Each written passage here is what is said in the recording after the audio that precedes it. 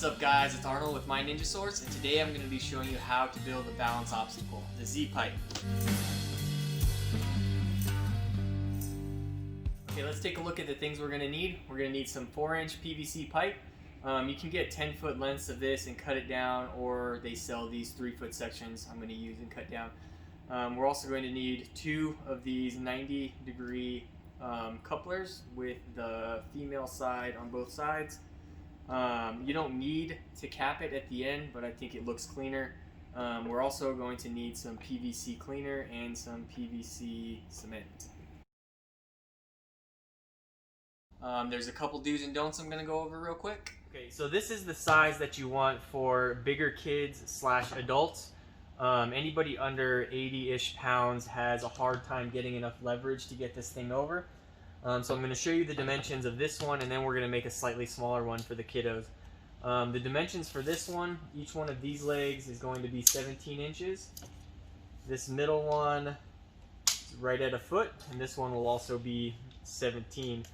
Also, if you notice, I have screws in this joint right here, and that's because if you don't, the glue will break.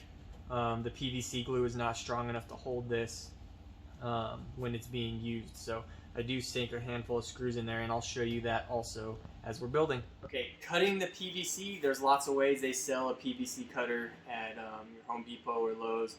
I use the bandsaw here. You can use a hacksaw if you need to. Also a miter saw will cut through it. If you ask them at Home Depot or Lowe's, they will cut it for you if you have the dimensions that you need.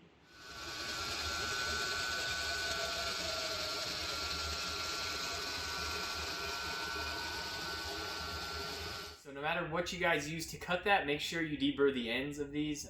If you're careful, you can use a razor blade. If not, just use some sandpaper and get rid of all those burrs. So for the kid size, we're going to use 14-inch for the long sides, and we're going to use a 6-inch center. That 6-inch center is going to go right in between the two 90 degrees, and you want them opposite of each other, so it's kind of like a big S. You want to make sure you push these flat when you're assembling it so they lay nice and flush. I'm going to put 2 screws in them, opposites of each other. So I'm going to make some marks real quick, opposites, so that I can drill some holes.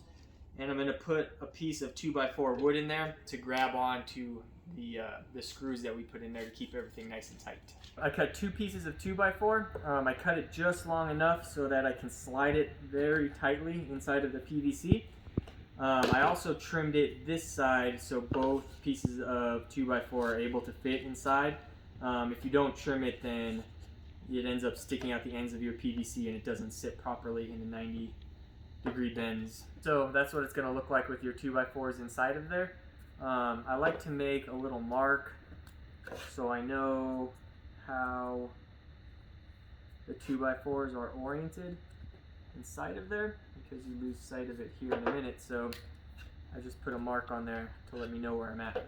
So at this point, you're going to use the PVC cleaner. We're going to clean the insides and the outsides of these parts, and then we're going to glue it, and then we're going to screw them together. So the cleaner, you just want to rub along the inside of the 90 degrees, and then on the outside of that 6-inch piece. You want to give it a minute to completely dry. It's pretty much just acetone, so it does smell pretty strong.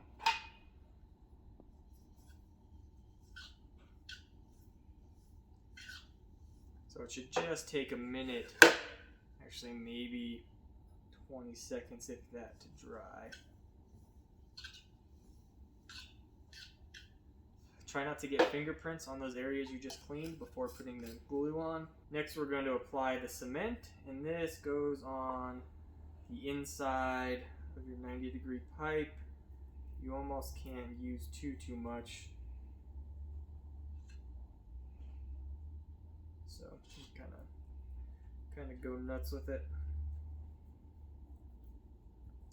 And this joint is going to be screwed in also, so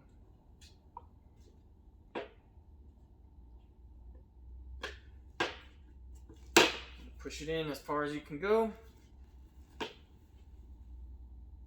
Perfect.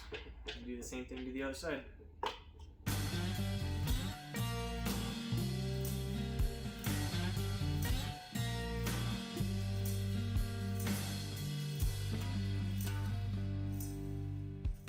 We're going to push this one in as far as it'll go.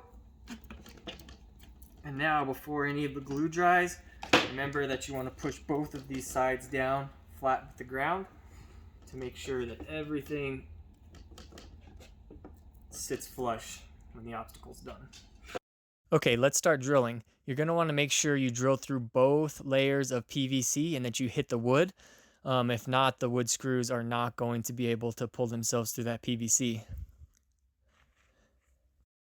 After drilling the holes, you want to make sure you get a big enough countersink that the head of the screw is going to sink down into it.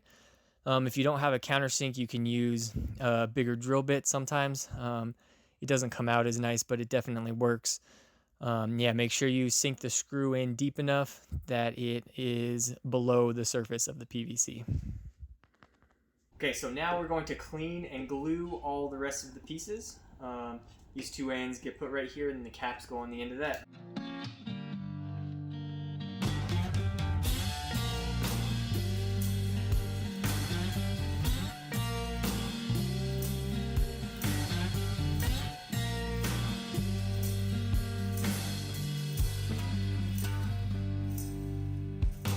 That's it for construction. I would give it at least 2 or 3 hours. I meant half a day to a day ideally before you get on it. Yeah, let's take a look.